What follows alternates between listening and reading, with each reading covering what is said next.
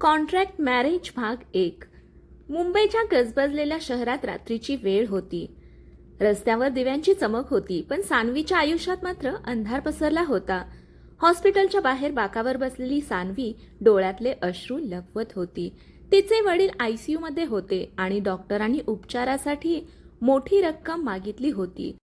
Madam, उद्यापर्यंत पैसे भरले नाहीत तर आम्हाला उपचार थांबवावे लागतील. डॉक्टरांचे शब्द अजूनही तिच्या कानात घुमत होते. सान्वीने थरथरत्या हाताने बँक बॅलन्स पाहिला. फक्त काही हजार रुपये. ती स्वतःशीच पुटपुटली, देवा, आता काय करू? तेवढ्यात तिचा फोन वाजला. हॅलो. समोरून एक गंभीर आवाज आला. सान्वी कदम? हो. कोण बोलतंय? मी आरव देशमुख. हे नाव ऐकताच सान्वी काही क्षण शांत झाली. मुंबईतील सर्वात मोठ्या बिझनेस टायकूनचं नाव ती पहिल्यांदाच ऐकत नव्हती. मला तुमच्याशी एक महत्वाची डील करायची आहे. डील? सान्वी गोंधळली.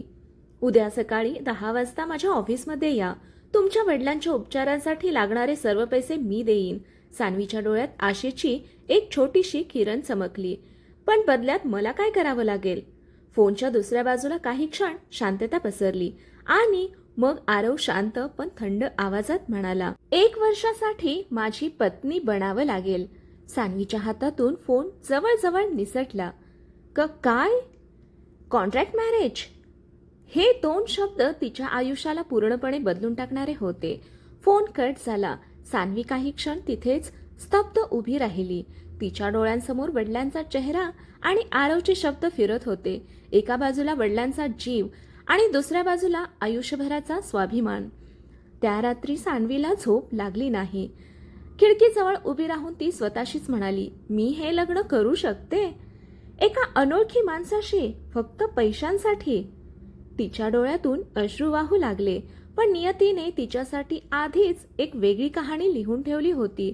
रात्रभर सान्वीच्या डोळ्याला डोळा लागला नव्हता. आरवचे शब्द सतत तिच्या कानात घुमत होते.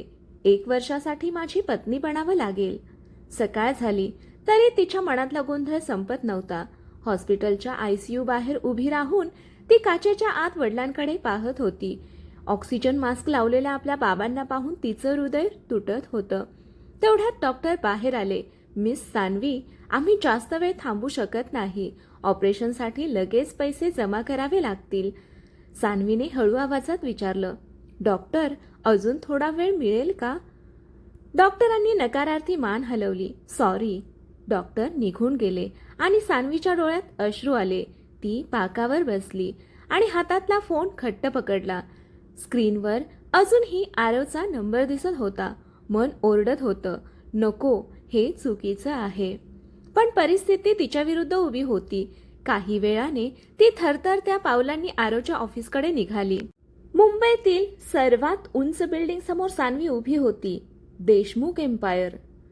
इतकी भव्य जागा तिने फक्त चित्रपटांमध्ये पाहिली होती.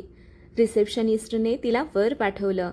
ऑफिसचा दरवाजा उघडताच सान्वी काही क्षण थांबली. मोठी काचांची केबिन, आलिशान इंटेरियर आणि खिडकीजवळ उभा असलेला आरव देशमुख. ब्लॅक सूटमध्ये तो खूपच रुबाबदार दिसत होता. आरव तिच्याकडे वळला. त्याच्या चेहऱ्यावर कोणतीच भावना नव्हती. बस. सान्वी शांतपणे बसली. आरवने टेबलावर एक फाईल ठेवली. हा कॉन्ट्रॅक्ट आहे. सान्वीने फाईल उघडली. पहिल्याच पानावर मोठ्या अक्षरात लिहिलं होतं, कॉन्ट्रॅक्ट मॅरेज ॲग्रीमेंट. तिचे हात थरथरू लागले. 1 वर्षासाठी तू माझी पत्नी म्हणून सगळ्यांसमोर राहशील. या बदल्यात तुझ्या वडिलांचा पूर्ण खर्च मी करेन. सान्वीने रागाने विचारलं, तुम्हाला हे सगळं का करायचं आहे? आरव काही क्षण शांत राहिला. मग तो म्हणाला, कारण मला एका पत्नीची गरज आहे, प्रेमाची नाही. हे ऐकून सान्वीच्या डोळ्यात राग आणि अपमान दाटून आला. मी काही विक्रीसाठी ठेवलेली वस्तू नाही. ती उठून जाणार इतक्यात आरव शांत आवाजात म्हणाला, तुझ्या वडिलांचं ऑपरेशन आज संध्याकाळपर्यंत होणं गरजेचं आहे. सान्वी थांबली. तिचे पाय जागेवरच कोठले. आरवने पुढे चेक ठेवला.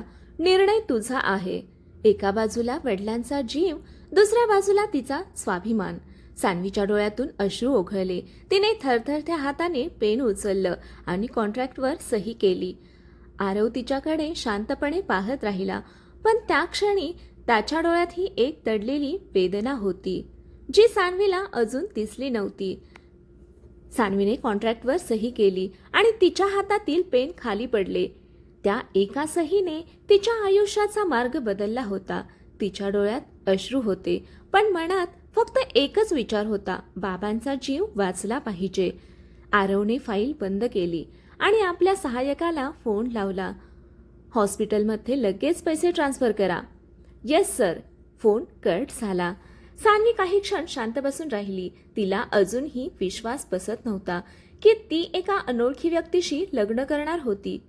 आता मी जाऊ शकते? तिने हळू आवाजात विचारलं. हो. ती उठली आणि दरवाजाकडे वळली. तेवढ्यात आरवचा आवाज आला. उद्या सकाळी आपल्या लग्नाची तयारी सुरू होईल. सान्वी थबकली. इतक्या लवकर?